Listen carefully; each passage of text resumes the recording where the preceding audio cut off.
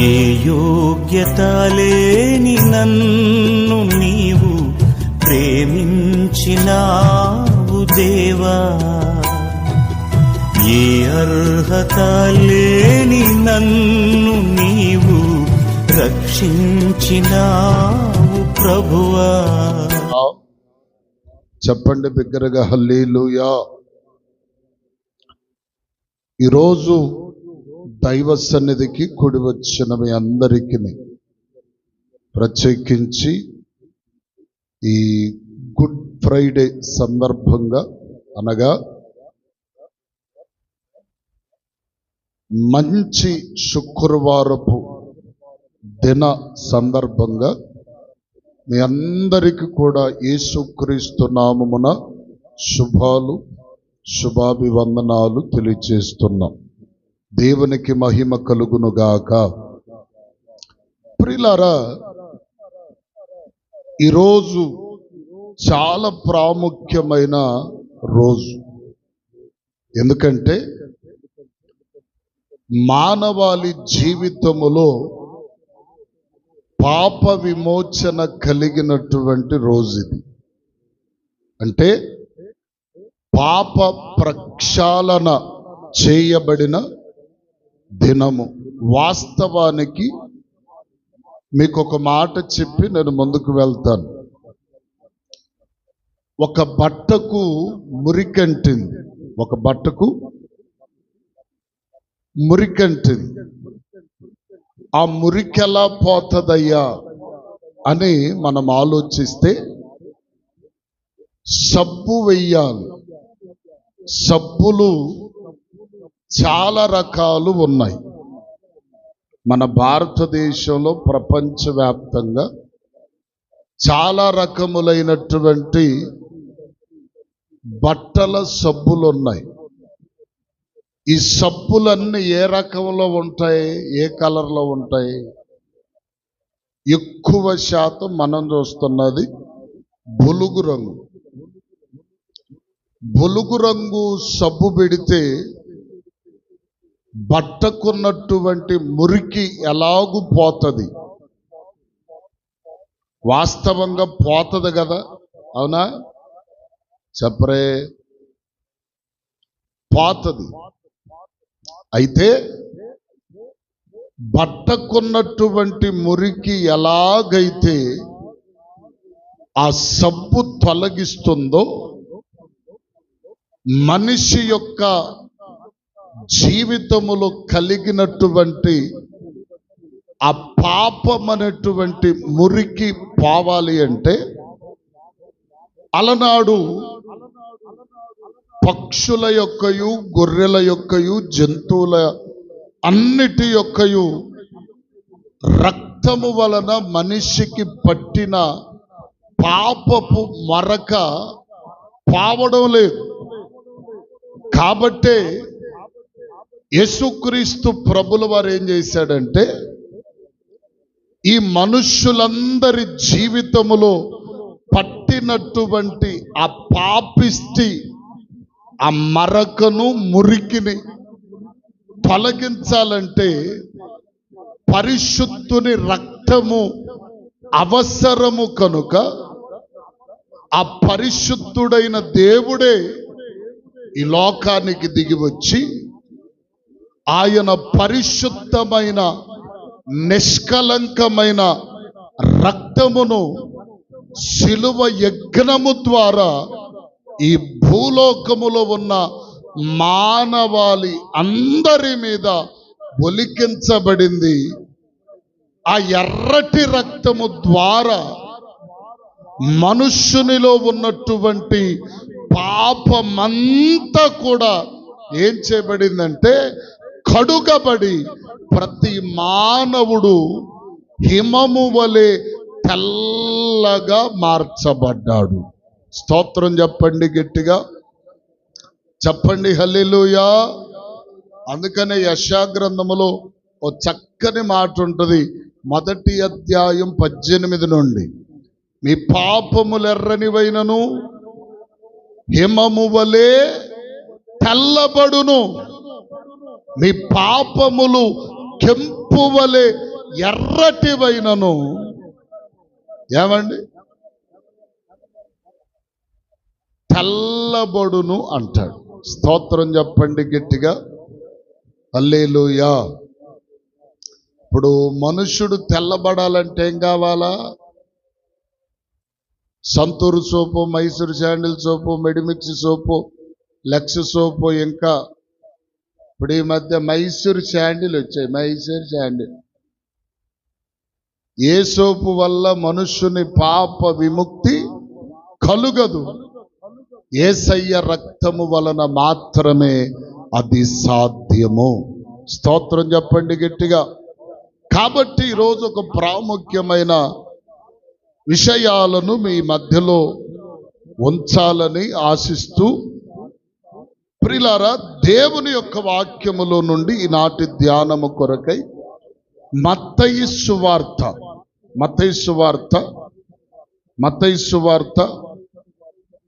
27వ అధ్యాయము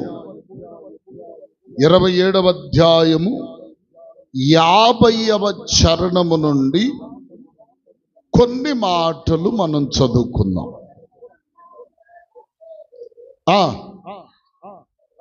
ప్రాణము విడిచెను, అప్పుడు దేవాలయపు తెర పైనుండి క్రింది వరకు రెండుగా చిరిగెను. భూమి ఏం చేయబడిందట? వణికింది. బండలు బద్దలయ్యాయి, సమాధులు తెరవబడ్డాయి. నిద్రించినటువంటి అనేకులు శరీరములు లేచెను. ఆయన లేచిన తరువాత అనేకులకు అగపడిరి. స్తోత్రం చెప్పండి గట్టిగా, చెప్పాలి బిగ్గరగా అందరూ చెప్పండి. సంతోషంగా చెప్దామా? హల్లెలూయా.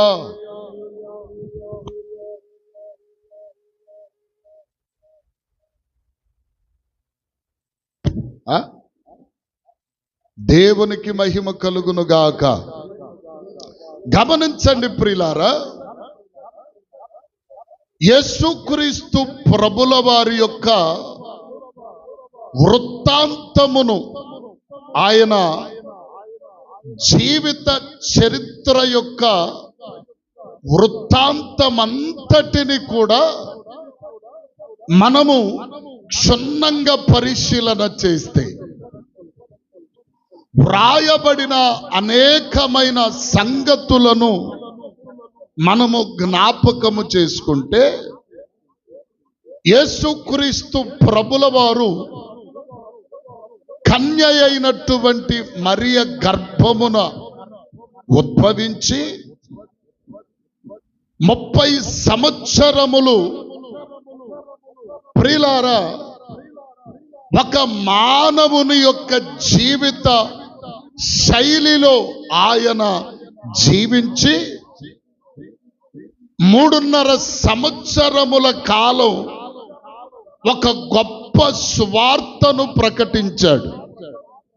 ప్రకటించి ఆ ప్రకటించుచున్న క్రమములో అనేక విధములైన గొప్ప కార్యాలు ప్రభు చేశాడు. ఈ గొప్ప కార్యాలు ప్రభు చేస్తున్నప్పుడు చాలా మంది యేసుక్రీస్తు ప్రభుల వారి మీద నేరారోపణ చేస్తున్నారు. నేరారోపణ చేస్తూ ఏ విధము చేతనైనా ఈయనను సిలువకు అప్పగించాలని, ఈయనను లేకుండా చెయ్యాలి అనేటువంటి ఒక దుర్మార్గమైన ఆలోచన కలిగి వీళ్ళు ఏం చేశారంటే దొమ్మిగా ప్రభు మీద నిందలు మోపి ఈయనను శిలువకు అప్పగించారు. అప్పగించినటువంటి మొదటిలోనే జరిగినటువంటి ఒక భయంకరమైన కార్యం ఏంటి అంటే 1-40 కొరడా దెబ్బలు ఆయనను కొట్టాలి. కొరడా దెబ్బ అంటే సామాన్యమైనది కాదు. ఈ 1-40 కొరడా దెబ్బలు ఏమండి 39 కొరడా దెబ్బలు ఆయన శరీరము మీద కొట్టబడ్డాయి. కొట్టబడటమే కాదు, కొంతమంది ఒక విధంగా చూస్తే బలహీనుని చూస్తే బలం కలిగినోడికి చాలా అలుసు కదా, అవునా కాదా? బలం కలిగినోడికి బలహీనుడు చెప్పరే తేలిక. నోరు బాగా ఎక్కువగా లేచేవారికి నోటి మెతకొని చూస్తే ఎన్ని మాటలు మాట్లాడతారు కదా. ఇది లోకంలో జరిగేటువంటి లోకమెరిగిన జగత్తు సత్యం. ఇది స్తోత్రం కలుగునుగాక. హల్లెలూయా. ఇప్పుడు యేసు ప్రభువారు ఆ భటులకు ఎలా కనిపించాడు అంటే బలహీనుడిగా, ఏమీ చేయలేని వానిగా, ఎందుకు పనికిరానటువంటి వ్యక్తిగా వారి దృష్టికి కనపడినప్పుడు వారు ఒక్కొక్కరు బలము కలిగిన వారిగా ఉండి వారి బలపు వారి యొక్క బలము యొక్క ఆ యొక్క స్థితిని ఎవరి మీద చూపించారు అంటే యేసు ప్రభు వారి మీద చూపించారు.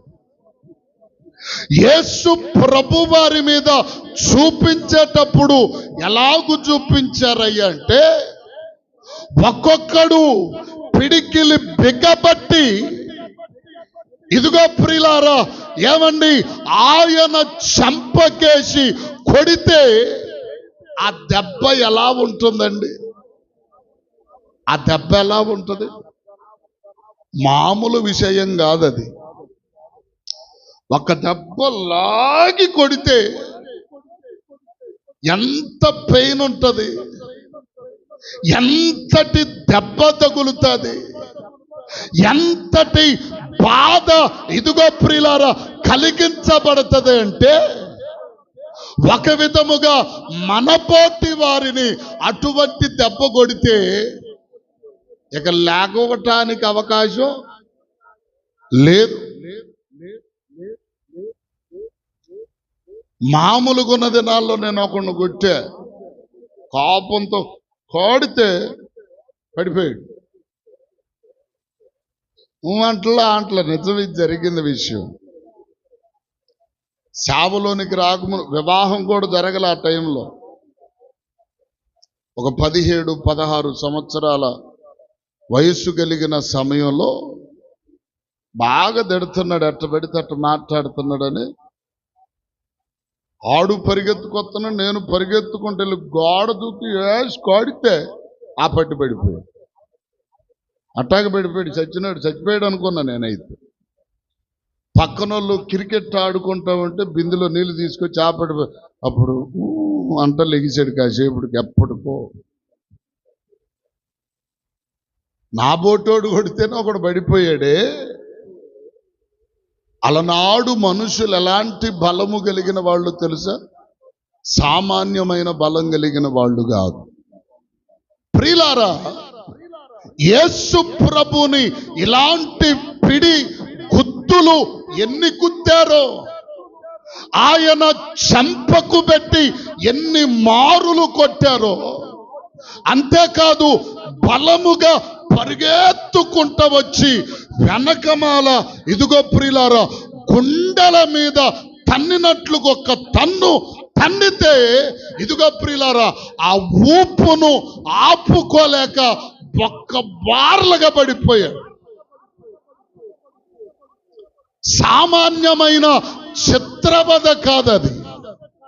ఒకడు వెనకమాలగా తన్నితే మరి ఒకడు వచ్చి ఎదురొమ్ముల మీద తన్నడం. ఎంతటి భయానకమైన పరిస్థితి యేసు ప్రభు వారికి జరిగింది అంటే ప్రియులారా అది చెప్పతరము కాదు, వర్ణింపతరము కాని. స్తోత్రం చెప్పండి, గట్టిగా చెప్పండి హల్లెలూయా.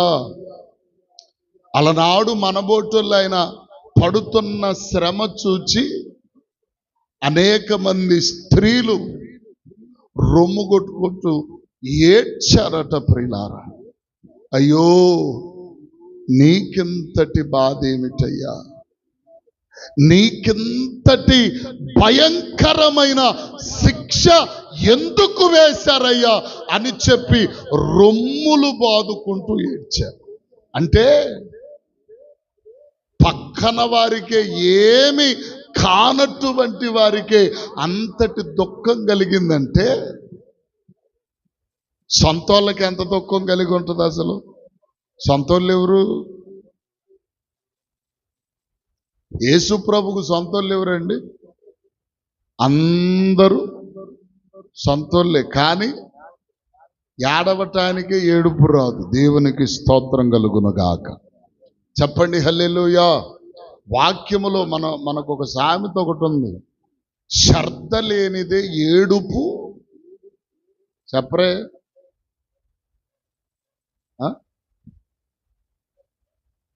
శ్రద్ధ లేనిదే దుఃఖం రాదు. శ్రద్ధ అంటే ఏంటి?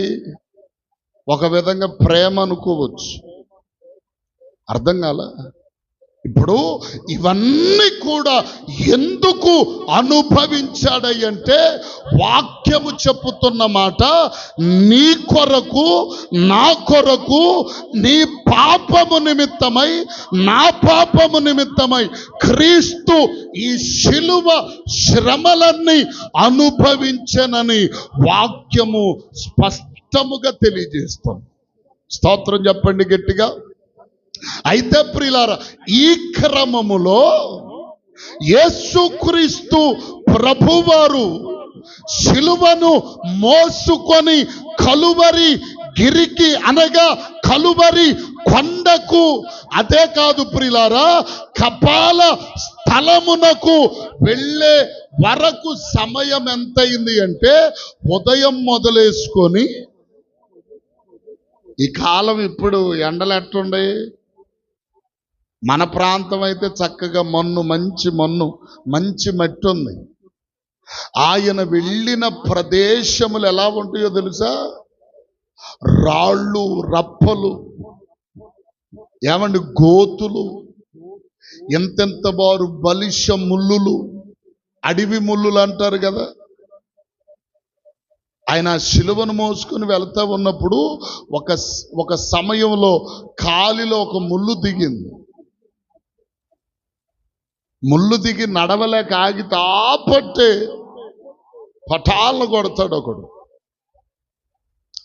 ముందుకెళ్ళి పడిపోతాడు, కాలంతా కొంగర తీసుకొని వస్తుంది. సామాన్యమైన విషయాలు కాదు ప్రియులారా. అయితే ఆ ముళ్ళు తీసుకొని మళ్ళా లేచిందా కొడతానే ఉంటాడు. ఎంతటి ఆక్రోశం, అంత భయానకమైన పరిస్థితులు అంటే సామాన్యమైనవి కావు. అయితే ప్రియులారా కపాల స్థలమునకు వెళ్ళారు. వెళ్ళిన తరువాత యేసు ప్రభు వారిని ఇదిగో 3 మేకులతో ఆ కొయ్యకు కొట్టి, ఏమండి ఇదిగో ప్రియులారా ఆ కొండ మీద సిలువను లేపి నిలబెట్టినటువంటి తదుపరి ఆయనను సిలువ వేయు సమయమునకు దాదాపు 3 గంటల సమయం అయ్యిందట. మధ్యాహ్నం 3 గంటల సమయం. 3 గంటల సమయములో ప్రియులారా ఆయన అంతటి ఇదిగో వేదనలో, అంతటి బాధలో ఏమండి ఆ శిలువ కురయ్యకు వేలాడుతూ ఏం చేశాడంటే దాహమని నీరడిగాడట. నీరడిగితే చేదు చెరకలో స్పాంజి ముంచి ఆయన నోటికి ఇచ్చారట. ఏమండి దాహమనగా చేదు చెరకను ఇచ్చితిరా. ఏమండి ప్రియులార చేదు చెరకనిచ్చారు. సరే అంతా బాగుంది. ఆయన వస్త్రాలు చీట్లు వేసి పంచుకున్నారు. పంచుకొనడమే కాదు, ఇదిగో ప్రియులారా ఇంకా చచ్చాడో లేదోనన్నట్టుగా డొక్కలో బల్లెముతో పొడిచారు. అయితే ఇక్కడ మనం చదువుకున్నటువంటి వాక్య భాగములో ఆయన చనిపోతూ ఆ శిలువ మీద చనిపోతూ ప్రభువారు బిగ్గరగా కేక వేశాడట. బిగ్గరగా అరిచి కేక వేసి ఆయన ఏమంటున్నాడు? ప్రాణము విడొచ్చింది. బిగ్గరగా కేక వేసి ప్రాణము విడిచిన తరువాత కొన్ని ఇదిగో ప్రియులారా ఏమండి అద్భుతమైన భయంకరమైన కార్యాలు ఇదిగో భూలోకమందు జరిగాయి. స్తోత్రం చెప్పండి గట్టిగా. ఈరోజు మనం ఆలోచన చేస్తే ఏమండి భూలోకమందు అనేక మంది చనిపోయిన వారు ఉన్నారు. అనేక మంది చనిపోతే చనిపోయిన వారి ఇదిగో మరణ సందర్భముగా భూలోకమందు ఏ విధమైన భయానకమైన కార్యములు ఎప్పుడు కూడా జరిగిన చరిత్ర ఎవరికి లేదు. కానీ పుణ్యపురుషుడు, నిష్కలంకుడు, మానవాళి యొక్క రక్షణకు కారకుడైన యేసుక్రీస్తు చనిపోయినప్పుడు చనిపోగానే ఇదిగో జరిగిన కొన్ని కార్యాలు ఏమిటంటే ఆయన చనిపోగానే మొట్టమొదటిగానట ఏం కలిగిందంటే భూలోకమంతా చీకటి కమ్ముకుంది. నెట్ట మధ్యాహ్నం 3 గంటలకు భూలోకమంతా ఏం కలిగింది? చీకటి కమ్ముకుంది. చీకటి కమ్ముకొనటమే కాదు ప్రియులారా అక్కడ మనం చూస్తే ఏమండి బండలు బద్దలయ్యాయి. బండలు బద్దలయ్యాయి. అంతేకాదు భూమి గజ గజ గజలాడతా వణికిందట. ఏమండి భూమి భూకంపము వచ్చే సమయములో ఎందుకు రాళ్ళు బద్దలయ్యాయి, భూమి వణికింది అంటే దీనిలో ఒక విశేషత ఉంది. ఏమిటంటే సర్వ సృష్టికర్త అయిన దేవుని మరణమును చూచి బండలు బద్దలయ్యాయి, భూమి వణికింది, భూమి కంపించింది అని మాట్లాడుతూ ఇంకా ఏమయ్యాయి? ఏమండి సమాధులట తెరవబడ్డాయి. అనేక మంది పరిశుద్ధులు వారి శరీరముతో, పరిశుద్ధుల శరీరముతో లేచారట. క్రీస్తు లేచినప్పుడు వీరు కూడా అనేకులకు ఆ పట్టణములో కనబడ్డారు అని వాక్యం తెలియజేస్తున్న. స్తోత్రం చెప్పండి గట్టిగా. ఇప్పుడు మన పాఠం ఏమిటంటే ప్రియులారా, ఆయన మరణము ఎప్పుడైతే సంభవించిన వెంటనే ప్రియులారా, ఇదిగో దేవాలయపు తెరట పైనుండి క్రిందికి రెండుగా చిరిగిపోయి,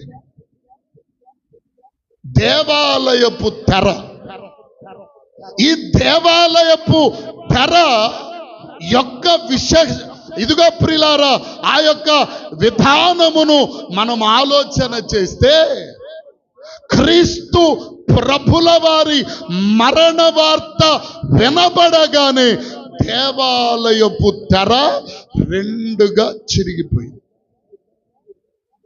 దేవాలయపు తెర రెండుగా చిరిగిపోయింది. అయితే ప్రియులారా, ఈ తెరను గురించి మనం కొంత విశ్లేషణ చేస్తే, ఈ తెరలో ఉన్నటువంటి ప్రాముఖ్యమైన పరిస్థితిని మనం తెలుసుకొనగలిగితే మనకు అది ఎంతైనా మేలుకరమైనదిగా ఉంటుంది.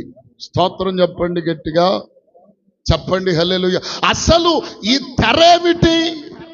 ఇదిగో ప్రియులారా, దేవాలయములో ఉండవలసిన ఈ తెర, ఇదిగో ప్రియులారా, క్రీస్తు మరణ వార్త తెలియపరచబడగానే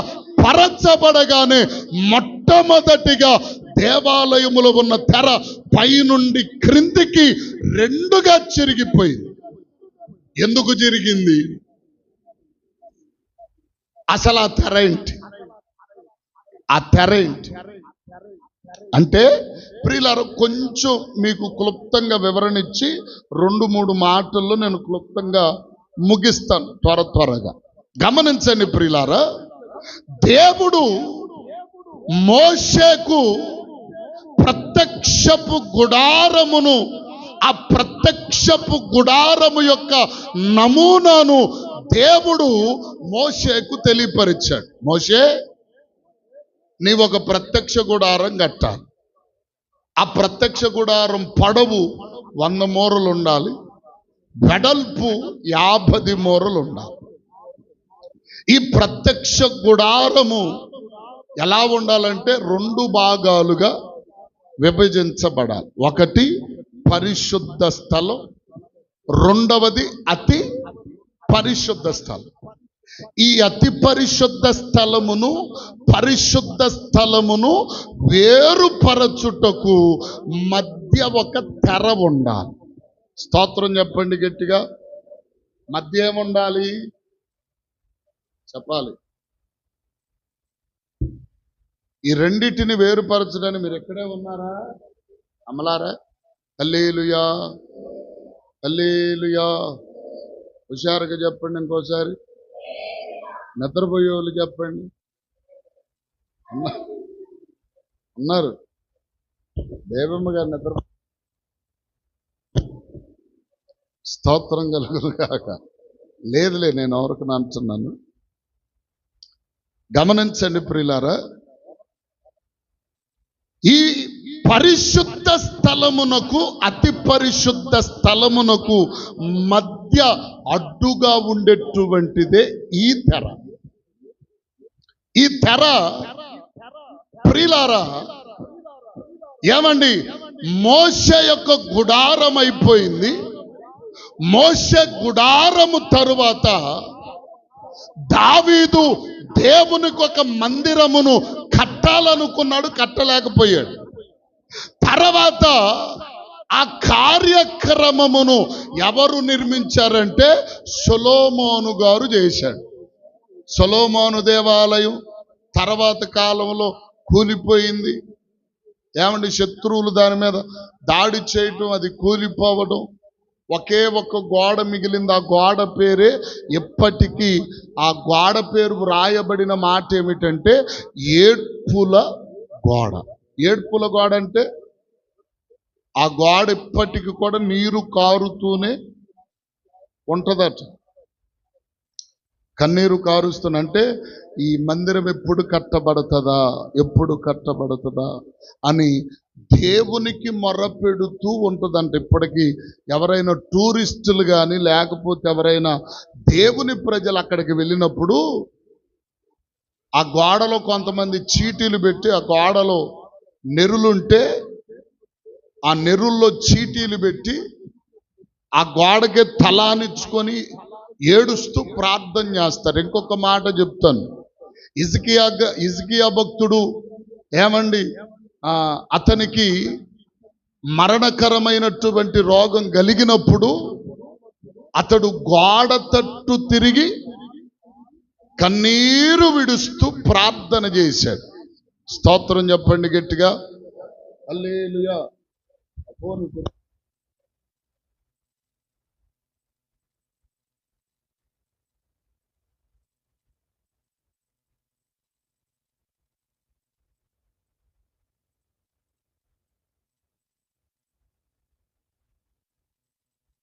దేవునికి మహిమ కలుగునుగాక, హల్లెలూయా. గమనించండి ప్రియులారా, ఆ సొలొమోను యొక్క మందిరము తరువాత ఏమండి ఇంకొకసారి క్రొత్త నిబంధనలో కట్టబడింది ఒక మందిరం.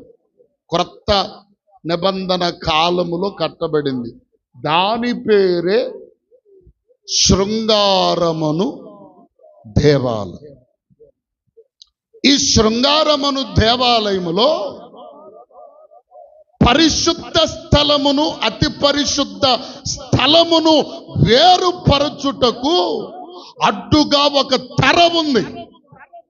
ఆ తెర పొడవు ఎంత అంటే 60 అడుగులు.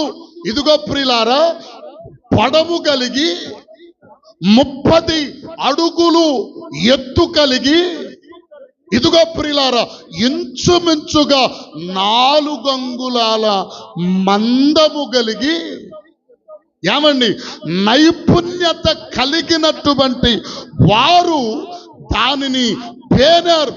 అది చెరగటానికి ఇదవ్వటానికి వీలు లేకుండా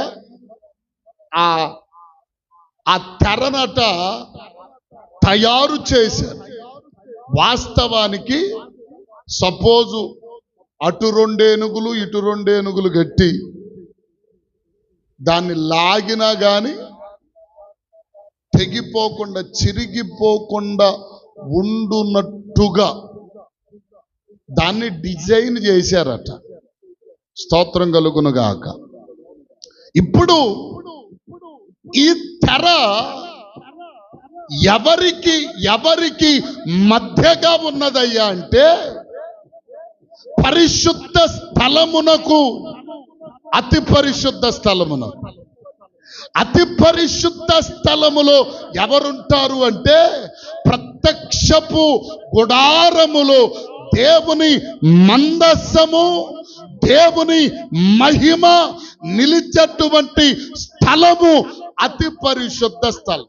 వాస్తవానికి మీకు చెప్పాలంటే వివరణగా ఇదిగో నేనున్నదేంటి, అతి పరిశుద్ధ స్థలం.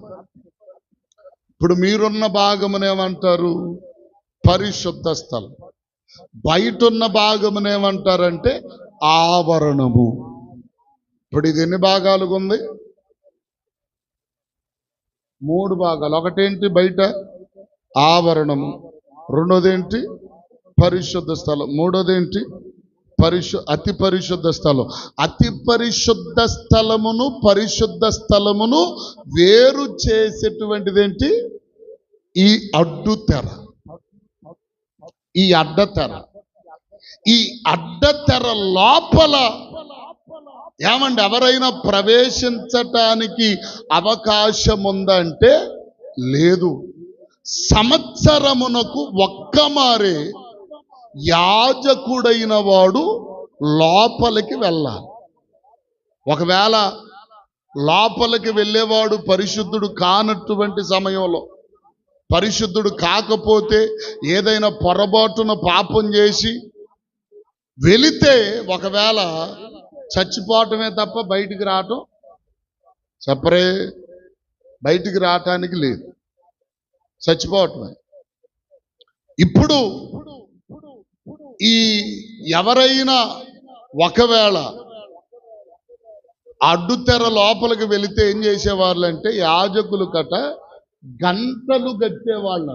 గంటలేంటి, మేకపోతు మెళ్ళలోనో ఎద్దు మెళ్ళలోనో వేస్తాను చూసామా. మన చర్చి మీద కూడా ఇంతకుముందు 8 కేజీలు గంట ఉండేది. 8ఏనండి, మన చర్చి మీద కూడా ఉండేది ఒక గంట, పెద్ద గంట ఉండేది, ఎత్తడి గంట. ఏమండి, అట్లాంటి గంటలు కట్టేవాళ్ళు అంటే 10 కేజీల గంటలుగా చిన్న చిన్న గంటలు. ఎందుకంటే యాజకుడు అటు ఇటు తిరుగుతున్నప్పుడు బ్రతికున్నాడా లేదనేటువంటి శబ్దము వినుట కొరకు ఎవరు కూడా దాంట్లోకి వెళ్ళకూడదు కదా. ఇంకొక విషయం ఏంటంటే వెళ్ళిన యాజకుని కంట ఒక తాడు కట్టేవాడు. ఎందుకు, ఒకవేళ చచ్చిపోతే ఆ తాడును పట్టుకొని అతన్ని లాగటానికి.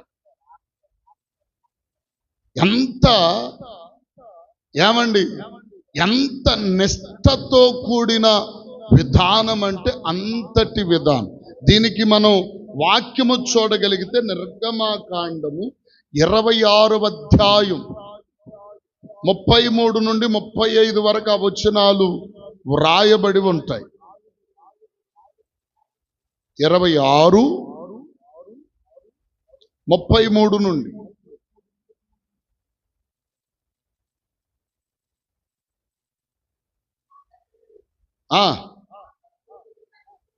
తగిలించి తేవలెను.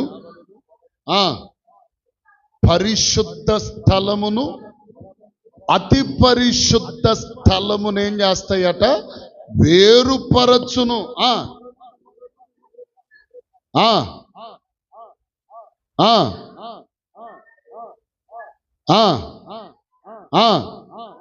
వెలుపల బల్లను,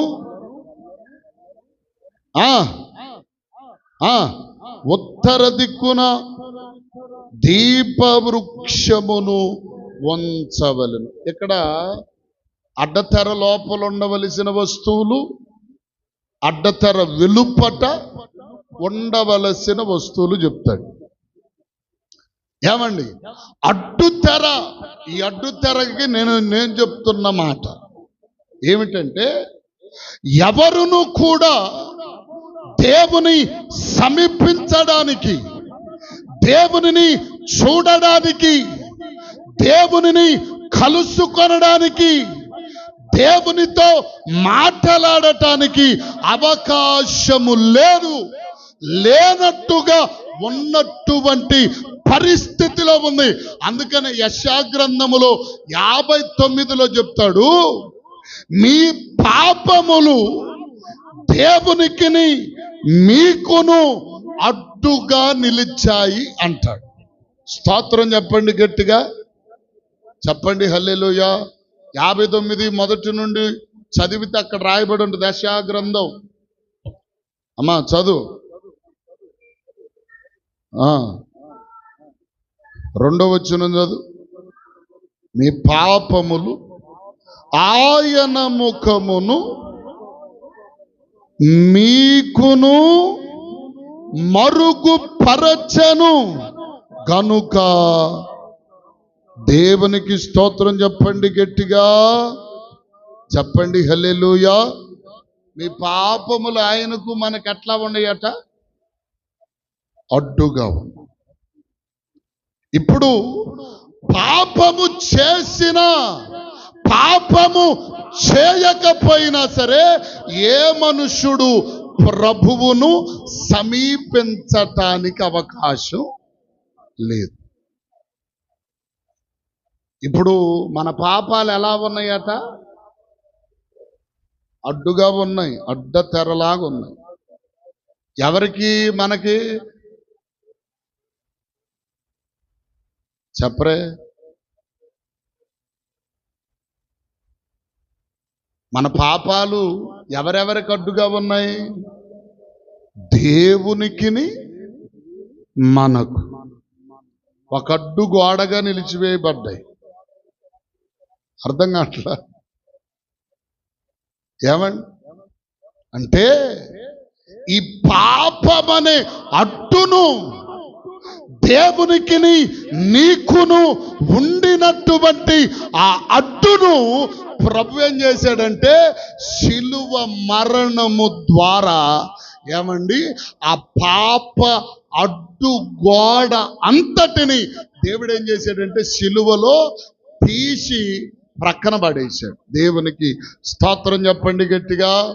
ఇప్పుడు వాస్తవానికి ప్రభువుని ఎవరైనా సమీపించవచ్చు. ఒక మాట చెప్పనా, ప్రభు ఎవరి కొరకు వచ్చాడండి? చెప్పాలి, ఎవరి కొరకు వచ్చాడు? బైబిల్లో ఏమని రాయబడి ఉంది? పాపులను రక్షించుటకు యేసుక్రీస్తు ఈ లోకమునకు వచ్చాను. ఇంకొక మాట చెప్తాడు యేసుక్రీస్తు, ఇదిగో వైద్యుడు ఎవరికి అవసరం? దట్టంగా నాలాగున్నవాడికి వైద్యుడు ఎవరికి అవసరం? అనారోగ్యతతో ఉన్న వాళ్ళకి. అవునా? కళ్ళజోడు ఎవరికి అవసరం? చూపు లేని వాళ్ళు. మొన్న ఎవరో నేను మామూలుగా పెట్టుకొని వెళ్తున్నా కళ్ళజోడు. మామూలుగా బండి మీద తిరిగేటప్పుడు ఆ దుమ్ము నలకలు పడకుండా వెళ్తే, ఏంటి పాస్టర్ గారు 4 కళ్ళు వచ్చేసినాయిగా నీకు కూడా? ఓయ్ బాబా, నాకేం మసక రాలేదు నాయన, పెట్టుకొని చూడు. మసకది కాదు, సైడ్ది కాదు. దేవుని దయ వల్ల ఇంకా మసక ప్రభు ఇవ్వలేదులేనని చెప్పన్న. స్తోత్రం కలుగును గాక. అంటే కళ్ళజోడు పెట్టుకున్న వాళ్ళందరూ నవమానెత్తనావా పాటర్ గారా అంటారేం? కాదు కాదు, అర్థం కదా. గమనించండి, వైద్యుడు ఎవరికి అవసరం అంటే, ఇదిగో రోగములో ఉన్నవానికి, బలహీనుడు అయినటువంటి వానికి వైద్యుడు అవసరం. ఏమండి, మంచిగా ఉన్నవాడికి వైద్యుడు అవసరము లేదు. కొంతమంది బాగున్న, అయ్యో ఏంది అట్టుందండి, అయోమయంగా ఉందండి, ఎట్టుందండి మీ ముఖం, ఏమి లేదు. దేవునికి స్తోత్రం. అర్థం కాల? గమనించండి ప్రియులారా, నేను అంటాను, ఇప్పుడు ప్రభు శిలువలో మరణించగానే అడ్డుతెర చినిగిపోయింది. అంటే దేవునికిని మనకు ఉన్నటువంటి ఆ మధ్య గోడ, ఆ అడ్డు దేవుడు యేసుక్రీస్తు ప్రభుల వారు శిలువలో ఆ అడ్డును ఏం చేశాడంటే తొలగించేశాడు. స్తోత్రం చెప్పండి గట్టిగా. ఇప్పుడు ప్రతి ఒక్క వ్యక్తి ప్రభువును ఏమండి, ఇదిగో సమీపించవచ్చు. హల్లెలూయా. అప్పటి వరకు ప్రభువుని సమీపించడానికి ఎవనికి అధికారము లేదు, ఎవనికి అవకాశము లేదు, ఎవనికి హక్కు లేదు. ఎందుకంటే ఇదిగో యాజకుడైన ఒక్కడు మాత్రమే సంవత్సరానికి ఒక్కసారి ప్రవేశించాలి. అలాంటిది ఇప్పుడు ప్రతివాడు, చెప్పరే, ప్రతివాడు ప్రభు దగ్గరకు ఏమండి ధారాళంగా వెళ్ళొచ్చు. దేవునికి స్తోత్రం కలుగునుగాక.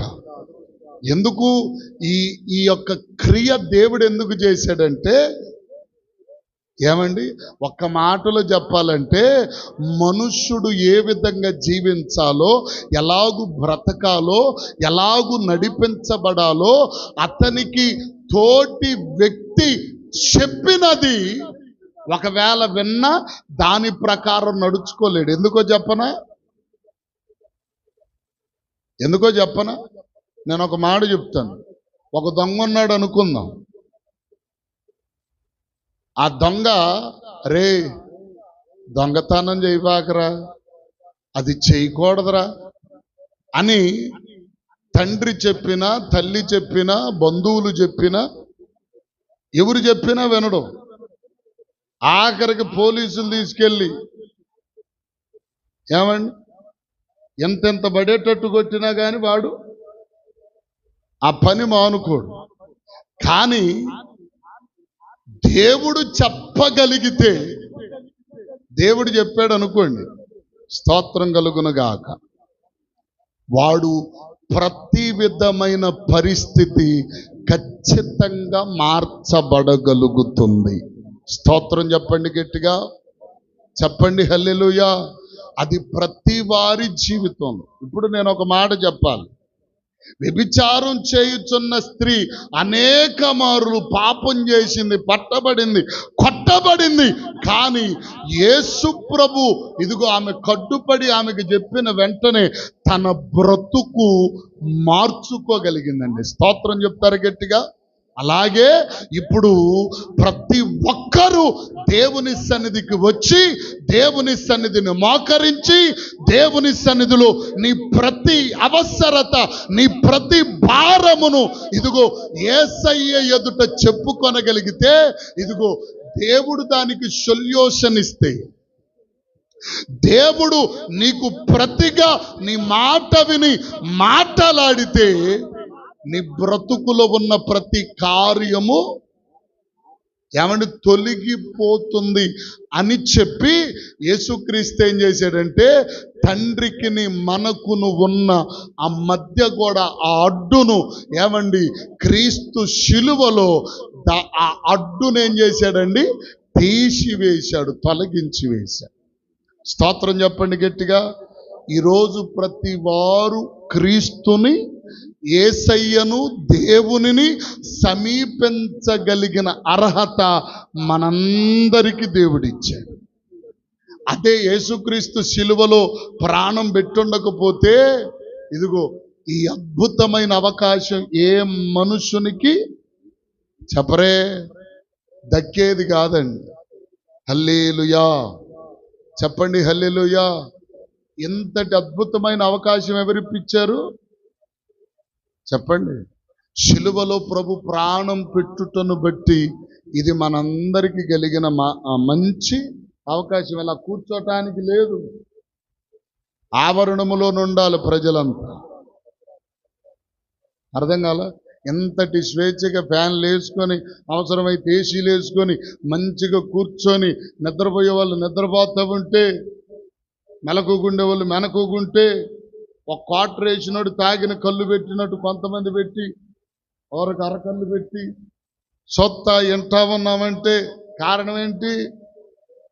యేసు ప్రభు కల్పించిన స్వాతంత్రం, హక్కు. దేవునికి స్తోత్రం కలుగునుగా. అలాగే మరొక్క విషయాన్ని చదవండి, ముగించుకుందాం. 9వ అధ్యాయం, ఎబ్రీ పత్రిక 9వ అధ్యాయం 7వ వచనం త్వరగా చదవండి, నేను ముగిస్తాను. 9:7 9వ అధ్యాయం ఎబ్రీ పుస్తకం 9:7. సంవత్సరమునకును ఒక్కసారి మాత్రమే ప్రధాన యాజకుడు ఒక్కడే రక్తము చేత పట్టుకొని 2వ గుడారములోనికి ప్రవేశించును. ఒక్కసారి మాత్రమే యాజకుడు ప్రవేశించాలి. అదే యెషయా గ్రంథం 59:12 కూడా చదవండి, ముగిస్తాను. 59 యెషయా గ్రంథం 12. మేము చేసిన తిరుగుబాటు క్రియలు నీ ఎదుట విస్తరించుచున్నవి, మా పాపములు మా మీద సాక్ష్యము పలుకుచున్నవి, మా తిరుగుబాటు క్రియలు మాకు కనబడుచున్నవి.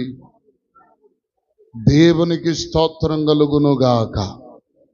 ఏమండి, అందుకనే యేసుక్రీస్తు శిలువలో ప్రాణం పెట్టినప్పుడు మానవులందరికీ పాప ప్రక్షాళన జరిగింది. దేవునికి మనకును ఉన్న మధ్య అడ్డు తెర చిరిగిపోయింది, తొలగిపోయింది. ఏమండి, ఈరోజు ప్రతి ఒక్కరూ ప్రభుని సమీపించగలిగిన అర్హత, బాధ్యత ఎవరిచ్చారు అంటే యేసు ప్రభు మనందరికీ ఆయన శిలువ శ్రమ ద్వారా, ఆయన శిలువలో కార్చిన రక్తము ద్వారా మనందరికీ విడుదల ప్రసాదించబడింది. ఇంకొక మాటలో చెప్పాలంటే ఏమండి, పత్రికల్లో మాట్లాడుతూ అపొస్తలుడైన పౌలు అంటాడు ఏమనంటే, ఏమండి, రాతపూర్వకమైన పత్రమును ఆయన శిలువలో చించివేశాడట. దేవునికి స్తోత్రం కలుగునుగా. అంటే మన పాపాలన్నీ కూడా రాయబడుతున్నాయి, ఒక్కొక్కటి రాయబడుతుంటే రాతపూర్వకమైన ఆజ్ఞలు కలిగిన పత్రమునంతటిని దేవుడు శిలువలో చించేసేసాడు అంతే. దేవునికి స్తోత్రం. అంటే ఇప్పుడు మన పాపాలు ఏమైపోయినాయి? శిలువ రక్తములో అవన్నీ కూడా మాయమైపోయాయి.